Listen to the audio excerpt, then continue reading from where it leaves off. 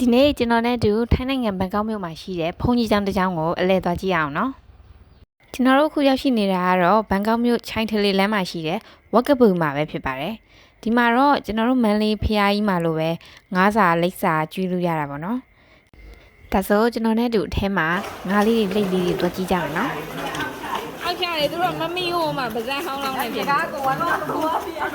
ကောင်းလိုက်နောက်တကူဒီမှာတော့ငါးလေးတွေနှုတ်ဘူးဆိုတာပေါ့နော်ငါးစာလေးတွေကိုနှုတ်ဘူးထဲမှာထည့်ထားပြီးတော့မှရေရောပြီးတော့ပြန်ကျွေးရရှင်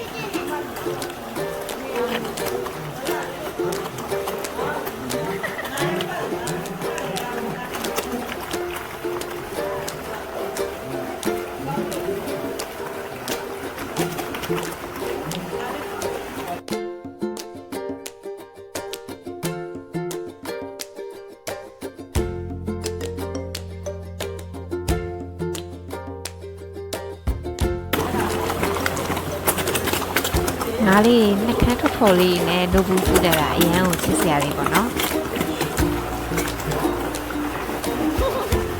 အကောရနားကားရจึงได้เอ่ยปากท้าทายว่าไม่มีใครเอาชนะตนได้ระหว่างนั้น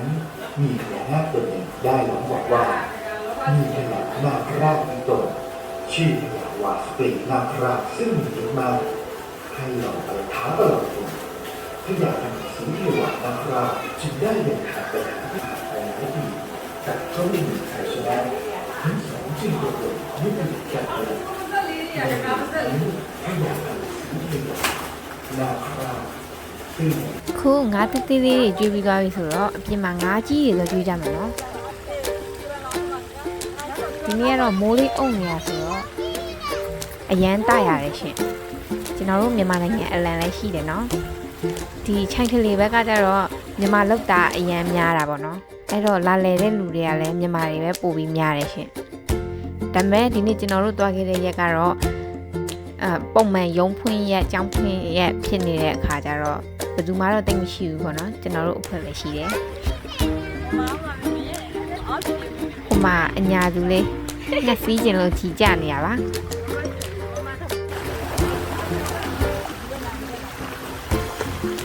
ပြန်ငါးကြီးတွေကတော့ပေါင်ပေါင်စားတာပေါ့နော်ဒီပေါင်ပေါင်အထုပ်ကြီးဟိုမှာတပုတ်စရာ2ယောက်ပါ10ပဲပေးရတယ်ရှင်သောသောကနှုတ်ဘူးလေးတွေကတော့10လား15ဘတ်လားမသိဘူးကျွန်တော်လည်းတိတ်တော့မမှတ်မိတော့ဘူးပေါ့နော်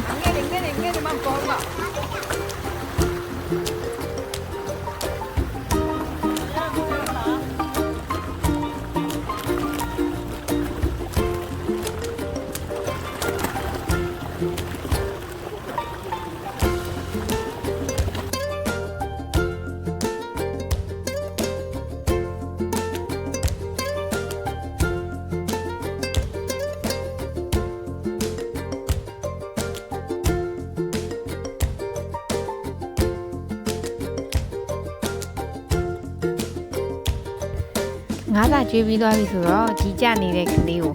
ငှက်သွားပေးစီလိုက်ပါတယ်နော်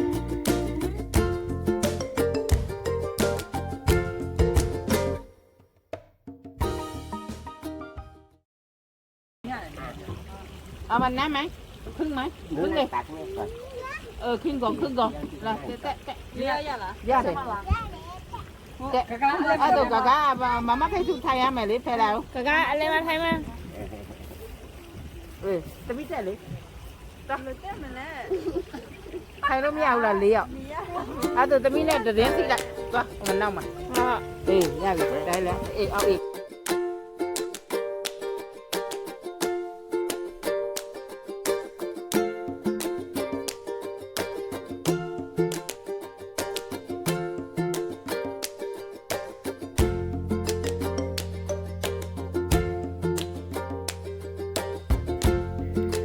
ခုကတော့လိတ်ကံဘက်ကိုရောက်ပါပြီ။ဘုံကြီးကျောင်းဆိုင်းဘုတ်ကဒီမှာပေါ့နော်။ဝက်ကဘု